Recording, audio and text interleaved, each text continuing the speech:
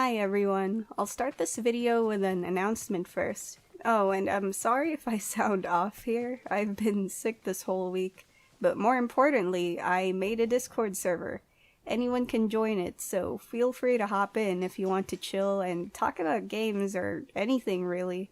The link is in the description box below. I also made a Patreon. It's been up for a while now, but this is the first time I've announced it. I've been quietly posting content there so that it doesn't start completely empty. If you want to support my channel, get video previews, and exclusive updates, I'd really appreciate it if you become my patron. That's all I have to say. It's all completely optional, so please join them only if you want to. Anyway, let's start with the first game. Hades. I haven't actually finished the game yet, or at least I thought I did, but then I didn't. This game's a challenging roguelike where you play as Zagreus, the son of Hades.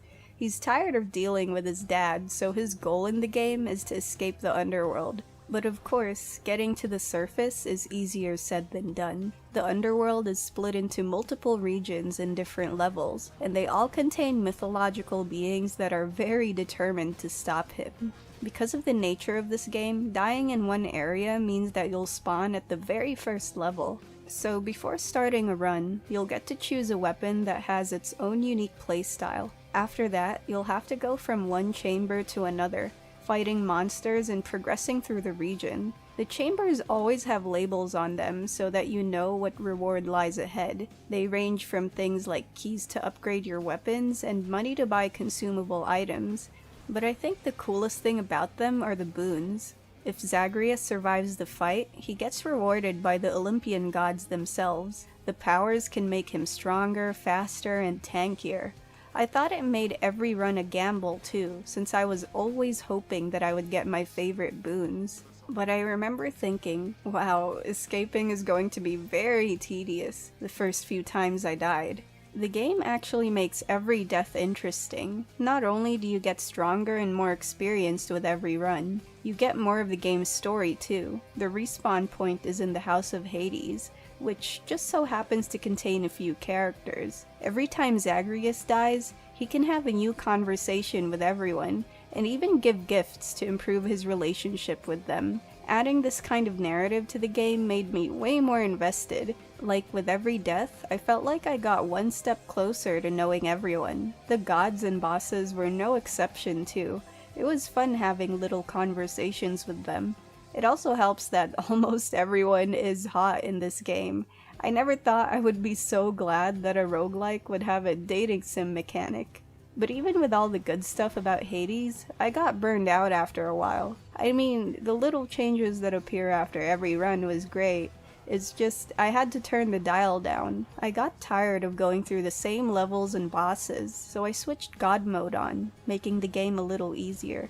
I really wish I did it sooner too, but I was being too stubborn about playing without it, even though it's literally an option in the game. But yeah, I'm keeping it on from now on, since I'm having more fun. I played like 12 hours of the game so far, but I think Hades is one of Supergiant Games' best titles. It's available on every platform, so I highly recommend it. Next is Life is Strange: True Colors. I think I've mentioned this before, but I'll say it again. I've always loved Life is Strange because it has a really distinct feel to it. It gives me this cozy, nostalgic vibe that I don't get from other games. I'm sure a lot of people feel the same way too, because True Colors seems to be very self-aware about it. Like, there's so many spots in this game where you can just chill and act like you're in an indie music video. So Life is Strange: True Colors tells the story of Alex Chen, a girl who decides to visit her older brother in a small town in Colorado. Just like almost every small town in fiction, this one's hiding some pretty dark secrets, and in order for Alex to uncover them, she'll have to use her curse, a supernatural ability that lets her see and feel the emotions of others. True Colors plays just like the previous entries in the series. You'll be going around, examining objects, and getting to know the people of Haven Springs. I think the biggest improvement in the game is the facial animations though. Characters are more expressive than they've ever been, so it helps with the more emotional moments. But other than that, there's nothing really new. I'm very biased towards the series though, so I thought it was comforting. It just includes a lot of signature things that make the series great, like its small town setting. Haven Springs is such a beautiful place. It has this warm and welcoming feel to it that's perfect for the series. As for the story, I thought it was pretty good. It had some questionable stuff towards the end, but it had its moments. I think I would have enjoyed the whole thing more if I was drawn to Alex's powers. I just found myself comparing it to Tell Me Why and the first Life is Strange game. But I still really enjoyed True Colors though. It took me like 11 hours to beat the entire thing, but I think that if you're into games like this, or you like Life is Strange, then this one's worth a try. It's on like every platform, though I'd say it's best to get it on Game Pass, or at least wait for a sale. The next one is Unpacking. This one speaks for itself. You literally just have to unpack stuff each time you move to a new house in the game. What's interesting about it is that every level is a stage in the main character's life. So you go from her childhood in the 90s all the way to her adulthood. At first you only have to worry about unpacking in your room, but in the later levels you'll have to fill a whole house. I know the game is supposed to be relaxing, but it got me stressed at times. Like, it was already intimidating to have multiple boxes that contained a seemingly endless amount of personal stuff. But then there would be misplaced objects, like a bathroom item would be in the kitchen or something. I know it's supposed to be realistic, but gameplay-wise it disturbed my zen.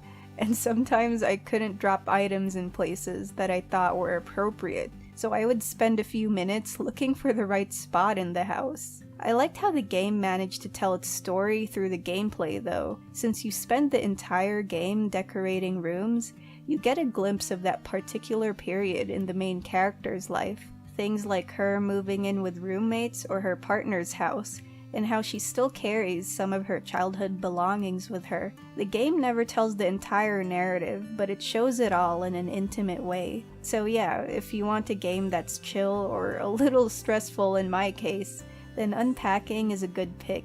It only takes 3 hours to complete, and it's on a lot of platforms. Pupperazzi is next. I only played an hour of this game, but I thought it was really charming. I mean, I love dogs, so that helps a lot. If you love dogs, photos, and cute things too, then I'm sure you'll like it. The game has you playing as a literal camera with legs, and your goal is to take photos of all the dogs in the game. And the best part is you can play with all of them, and pet them. The game has different levels to explore, so you'll be traveling to each map to complete photo objectives. The tasks are simple, and they're kinda like scavenger hunts. It'll tell you to take photos of a dog skating or playing around in a park, so you'll be roaming around the level to look for particular things like that. There's a virtual social media aspect to it too, so sharing your photos nets you more likes, comments, and followers. And yeah, that's basically the whole game. And that's all I have to say since, I only played an hour. My only complaint about it is it gets repetitive kind of fast, so the appeal might wear out after a while. But it was fun while it lasted. If you want to give it a try, it's on PC and Xbox. Next is Paratopic, a creepy psychological game. I was mainly drawn to this because of its visuals. It looks like a PlayStation 1 game, complete with the uncanny facial textures on the character models. So the story is about smuggling contraband tapes, and a bunch of other strange events.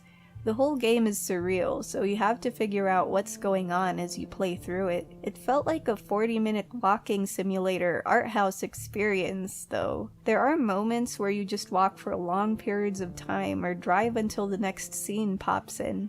Sometimes you'll get into conversations with some NPCs, which is probably the only time you're not alone. The whole ambience is eerie, and I don't really know what happened even after I finished the game. But it makes me more interested in researching what everyone has to say about it. I don't think I can recommend this game though unless you know what you're getting into and you're really curious about it. Paratopic's on every platform, except the PlayStation. Next is Atelier Ayesha. I've always wanted to try the Atelier series out. Like, I've been eyeing the Dusk trilogy physical copy on the Switch, but it was just way too pricey. so I ended up getting it on PC. I've been casually playing through Atelier Ayesha since then. I only played 10 hours so far, but I'm absolutely in love with the game. So Atelier Ayesha is about Ayesha Altugal, a girl who makes medicine in a small workshop. She tries to get by ever since her grandfather passed away and her younger sister Neo went missing. But one day she sees something like a ghost of her missing sister, so she sets out on a journey to figure out how she can save Neo. Atelier Ayesha doesn't look as bright and colorful as the other Atelier games I've seen, but I was really drawn to its color palette. I think it's because it reminds me of the 2003 version of this anime I really like, Kino's Journey. Though the show is definitely gloomier than this game. Atelier Ayesha has action here and there, with its turn-based battles, but the main feature of the game is its alchemy aspect. You'll be combining different items to create new ones with different recipes. It was confusing at first, but I got the hang of it after a while. Synthesizing an item takes days in-game, so it's something to be mindful about, mostly because you have a limited amount of time to complete the story. Other actions like moving around the overworld and gathering materials also takes time away from the calendar. At first I felt pressured when I learned about this, but now I just do what I want. I figured I would just use my first playthrough to mess around and get comfortable with how everything works in the game. I mean, it does help that Atelier Ayesha is a very chill game. Outside of combat, it felt like I was playing through a slice-of-life fantasy anime. A lot of time is spent getting to know its world and characters, and there are a lot of wacky scenarios to bump into. I want to say more, but I want to make a full video about the game. It might take a while though, because I need to play through it like 2 times at least. But yeah, Atelier Ayesha is such a wholesome game. If you want to check it out, it's on PlayStation consoles too. And now we have Ghost of Tsushima. I actually thought I would end up dropping this game, but it grew on me the more I played it. Ghost of Tsushima tells the story of samurai defending the island of Tsushima against the Mongol invasion. Unfortunately, the samurai are outnumbered, so the protagonist, Jin Sakai, is the only survivor. As he looks for ways to save his people, he slowly learns that he might need to abandon his honor in order to defeat the Mongols. The opening hour of Ghost of Tsushima had me completely hooked. Everything about it was just so gripping, but when I actually got the freedom to explore the map, I was underwhelmed. It just felt like a typical open-world game to me. Jin can take over enemy outposts, rescue random villagers, and follow NPCs everywhere. But I liked sneaking around in the game, mostly because this is the closest thing we have to an Assassin's Creed Japan game right now. Some of the quests were interesting on a narrative level, and I liked how the game made Jin's transition into the ghost more believable. Like, it didn't just happen separately in the story. There's this gameplay mechanic where his legend grows in Tsushima each time you do something significant. It mostly gives perks, but it made me feel like I was making a difference in the game. What really carried the game for me though was the combat. Jin has 4 different stances in fights, and each stance is effective against different fighting styles. So enemies with shields, spears, and swords are weak to water, wind, and stone stance. It takes a while to unlock the basic stances, but it's so worth it because the fights feel very smooth if you hit the right buttons. So yeah, the game got more fun as I leveled up because of all the different techniques and skills unlocked.